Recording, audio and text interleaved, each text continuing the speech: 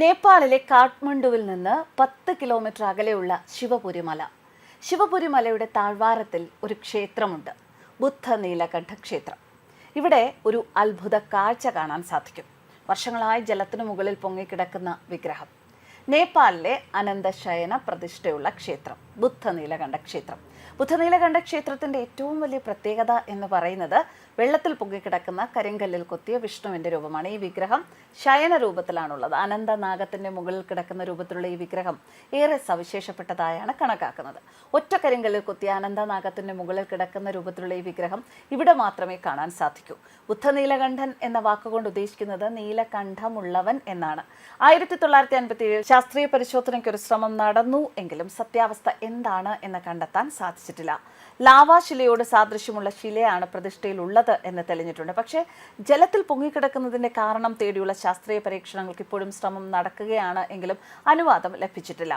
അതുകൊണ്ട് തന്നെ കരിങ്കല്ലിൽ കൊത്തിയെടുത്ത ഒറ്റക്കൽ വിഗ്രഹം വെള്ളത്തിൽ മുങ്ങിപ്പോകാതെ എങ്ങനെ പൊങ്ങിക്കിടക്കുന്നു എന്നത് ഇന്നും ഉത്തരം കിട്ടാത്ത ഒരു ചോദ്യം തന്നെയാണ്. ഹൈന്ദവ വിശ്വാസങ്ങൾക്ക് ഏറെ പ്രാധാന്യം കൊടുക്കുന്ന ലോകത്തിലെ ഏക ഹിന്ദു രാഷ്ട്രമാണ് നേപ്പാൾ. ഇവിടെ ഒരുപാട് പ്രത്യേകതകളും വിശേഷങ്ങളും ഒക്കെയുള്ള ബുദ്ധ നീലകണ്ഠ ക്ഷേത്രം തീർത്ഥാടകരുടെയും വിശ്വാസികളുടെയും സ്ഥിര സന്ദർശന കേന്ദ്രം കൂടിയാണ്. ഒട്ടേറെ കൗതുകങ്ങളും നിഗൂഢതകളുമാണ് വിശ്വാസികൾക്കായി ഈ ക്ഷേത്രം കാത്തുവച്ചിരിക്കുന്നത്. നേപ്പാളിലെ കാഠ്മണ്ഡു ജില്ലയിലാണ് ഈ ക്ഷേത്രം സ്ഥിതി ചെയ്യുന്നത്. തുറന്ന ക്ഷേത്രമായ ഇവിടെ ശയന നിലയിലുള്ള മഹാവിഷ്ണു എന്നത് തന്നെയാണ് ഏറെ പ്രത്യേകത. നേപ്പാളിലെ ഏറ്റവും വലിയ ശിലാശില്പമാണ് ഇത് എന്നാണ് വിശ്വാസം. ഉറങ്ങുന്ന വിഷ്ണു ക്ഷേത്രം എന്നറിയപ്പെടുന്ന ഇവിടെയുള്ള വിഷ്ണു ഭഗവാൻ ബുദ്ധമതത്തിന്റെ സംരക്ഷകനാണ് എന്ന് ചിലർ വിഷ്ണുവിനെ കണക്കാക്കുന്നു. എന്നാൽ ഹിന്ദു ഐതിഹ്യം അനുസരിച്ച് നീലകണ്ഠൻ എന്നാൽ ശിവനാണ്. ഈ വിഷ്ണു പ്രതിമയുടെ മറുപുറത്ത് ശിവരൂപമുണ്ട് എന്ന് വിശ്വസിക്കുന്നവരും ധാരാളമുണ്ട്. അങ്ങനെ രണ്ട് ദൈവങ്ങളും കൂടി ചേരുന്നത് കൊണ്ടാണ് ഈ പ്രതിഷ്ഠയ്ക്ക് ബുദ്ധ നീലകണ്ഠൻ എന്ന പേര് ലഭിച്ചത് എന്ന് അവർ കരുതുന്നു.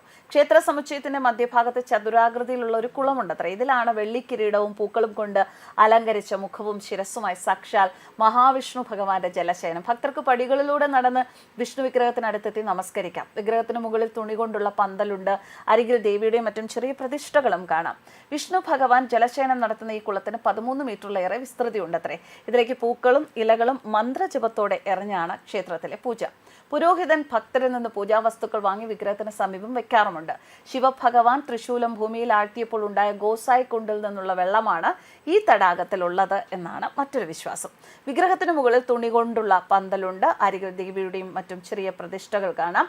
ഈ മഹാവിഷ്ണുവിന്റെ ശില്പം എങ്ങനെയാണ് കണ്ടെത്തിയത് എന്നതിനെ കുറിച്ചൊരു കഥയുണ്ട്. 7-ാം നൂറ്റാണ്ട് കാഠ്മണ്ഡുവിലെ ഗുപ്ത രാജവംശത്തിലെ അവസാനത്തെ പ്രസക്തനായ രാജാവായി കണക്കാക്കപ്പെടുന്ന വിഷ്ണുഗുപ്തയുടെ ഭരണകാലത്താണ് ഈ പ്രതിമ നിർമ്മിച്ചത്. പിന്നീട് കാലക്രമേണ മണ്ണിനടിയിലായി പോയ ഈ ശില്പത്തിൽ നില ഉഴുതുമറിക്കുമ്പോൾ ഒരു കർഷകന്റെ കലപ്പ തട്ടിയെന്നും അപ്പോൾ അതിൽ നിന്ന് രക്തമൊഴുകിയെന്നും അങ്ങനെ ഈ വിഗ്രഹം വീണ്ടെടുത്തു എന്നുമാണ് കഥ. മല്ലരാജവംശകാലത്താണത്രേ ഈ വിഗ്രഹം വീണ്ടെടുത്തത്.